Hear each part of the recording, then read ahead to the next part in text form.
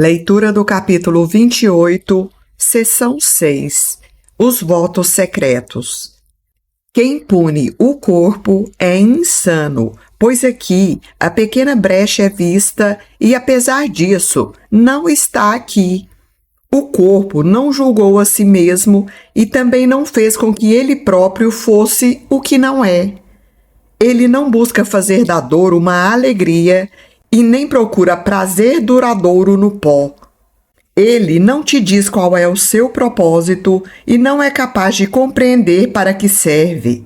Ele não faz vítimas porque não tem vontade, não tem preferências e não tem dúvidas. Ele não tenta imaginar o que ele é e, portanto, não tem necessidade de ser competitivo. Ele pode ser vitimizado, mas não pode, ele próprio, se sentir vítima. Ele não aceita nenhum papel, mas faz apenas o que lhe é dito, sem ataque. Olha só, então o corpo é um instrumento neutro, isento de significado. Todos os significados atribuídos a ele somos nós quem damos. Por isso que ele trouxe que quem pune o corpo é insano. Não faz sentido tornar algo que é incapaz de ver como sendo responsável pelo que é visto e culpá-lo pelos sons dos quais você não gosta, apesar do corpo não poder ouvir. Ele não sofre pela punição que você lhe impõe, porque ele não tem sentimento. O corpo se comporta como você quer, mas nunca é ele que faz a escolha. Ele não nasce e não morre. Ele não pode fazer outra coisa a não ser seguir sem objetivo o caminho no qual ele foi colocado. E se esse caminho é mudado, ele caminha com a mesma facilidade por outro caminho. Ele não toma partidos e não julga a estrada pela qual viaja. Ele não percebe nenhuma brecha porque não odeia. Olha só, ele não percebe nenhuma separação, porque o corpo em si mesmo, ele não tem esse significado do ódio também. Ou, de forma geral, ele não tem nenhum significado, a não ser aqueles que a gente atribui a ele. Ele pode ser usado para o ódio, mas não pode se fazer odioso por causa disso. A coisa que você odeia e teme, abomina e quer, o corpo não conhece. Você o envia adiante para buscar a separação e ser separado, para tentar provar a existência da separação. Olha como a gente utiliza o próprio corpo físico de maneira equivocada. E então você o odeia não pelo que ele é, mas pelo uso que você tem feito dele. Você se retrai em função do que ele vê e do que ele ouve e odeia a sua fragilidade e pequenez. E despreza os seus atos, mas não os teus próprios. Olha só o que está trazendo. A gente despreza os comportamentos do corpo físico, mas a gente não despreza os nossos atos mentais que estão sendo projetados no corpo físico. Tanto no nosso quanto nos outros corpos físicos, porque a gente está o tempo todo atribuindo significado para outros corpos também. Eu vou retomar a frase aqui. Você se retrai em função do que ele vê e do que ele ouve, e odeia a sua fragilidade e pequenez, e despreza os seus atos, mas não os teus próprios. Ele vê e age por ti. Ele ouve a tua voz, e ele é frágil e pequeno por causa do seu desejo. Ele parece te punir e assim merece o teu ódio pelas limitações que ele te traz. Em verdade, quem nos pune é a nossa própria mente. Entretanto, foi você quem fez do corpo um símbolo das limitações que você quer que a sua mente tenha, veja e mantenha. Olha só. O corpo representa a brecha entre a pequena parte da mente que você chama de sua e todo o resto do que é realmente teu.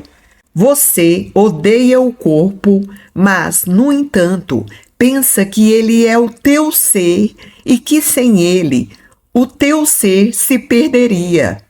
Esse é o voto secreto que você fez com cada irmão que quer caminhar separado, com cada irmão que se vê como estando separado uns dos outros. Esse é o juramento secreto que você retoma sempre que se percebe sendo atacado. Ninguém pode sofrer se não se vê sendo atacado e perdendo com o ataque. Cada brinde feito à doença não é declarado e nem ouvido na consciência. No entanto, esse brinde é uma promessa a um outro para ser ferido por ele e atacá-lo de volta. Dá a entender que é uma disputa de egos, né? E é um acordo tanto de auto-ataque do nosso ego atacando a gente mesmo, quanto de ataque a outros egos, a outros corpos, vendo toda a criação como sendo separada. A doença é a raiva descarregada no corpo de tal modo que ele sofra dor. Eu vou trazer essa frase novamente, olha que importante.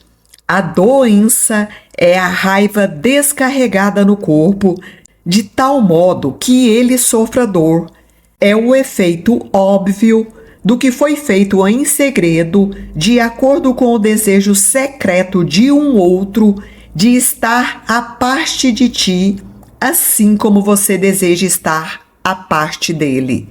Um desejo secreto do outro de estar separado da gente, assim como a gente deseja estar separado do outro. A não ser que ambos concordem que esse é o vosso desejo, ele não pode ter efeitos. Essa situação se mantém porque tem duas mentes vivenciando a mesma crença. Duas ou mais mentes concordando com a mesma crença, que estamos separados, que somos corpos físicos.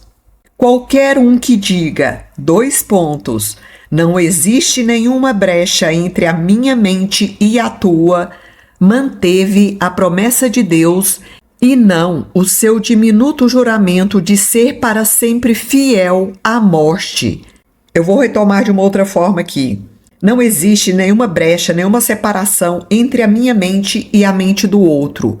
Quando eu repito isso, eu reforço a promessa de Deus e, nesse caso, não estarei reforçando mais o diminuto juramento de ser sempre fiel à morte, esses acordos mentais que a gente fez com outras mentes que se veem separadas. E através da sua cura, o seu irmão é curado.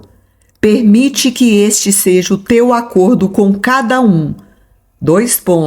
Agora vai trazer o que deve ser o nosso novo acordo com cada um.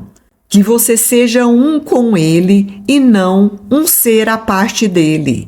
E ele manterá a promessa que fez para com ele, porque é a promessa que ele fez a Deus, assim como Deus fez a ele. Deus cumpre as suas promessas e o seu filho cumpre as suas. Ao criá-lo, assim disse o seu pai. Olha que bonito, gente. Tu és meu amado e eu o teu para sempre. Seja então perfeito como eu sou, pois nunca poderá estar à parte de mim. Olha que lindo. Tu és o meu filho amado e eu sou o teu amado para sempre. Seja perfeito como eu sou, pois nunca poderá estar separado de mim. Seu filho não se lembra de que o pai lhe respondeu: assim serei, embora o filho tenha nascido nessa promessa. Ele está trazendo que o filho não se lembra que o próprio pai, o próprio Criador, respondeu a essa frase anterior: assim serei, serei o teu eterno amado.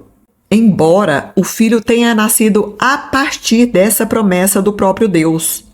No entanto, Deus lembra a ele dessa promessa todas as vezes que ele não compartilha uma promessa de ficar doente e quando deixa sua mente ser curada e unificada.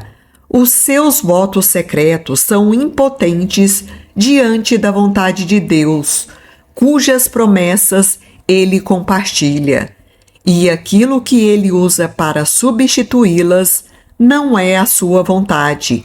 Ele que se prometeu a Deus. Olha essa frase final. Aquilo que a gente usa para substituir as promessas do próprio Deus e as que a gente fez a ele, não é a nossa vontade verdadeira, porque nós prometemos a ele sermos o amado Filho de Deus, e ele nos prometeu ser o nosso amado Pai. Que lindo, né, gente?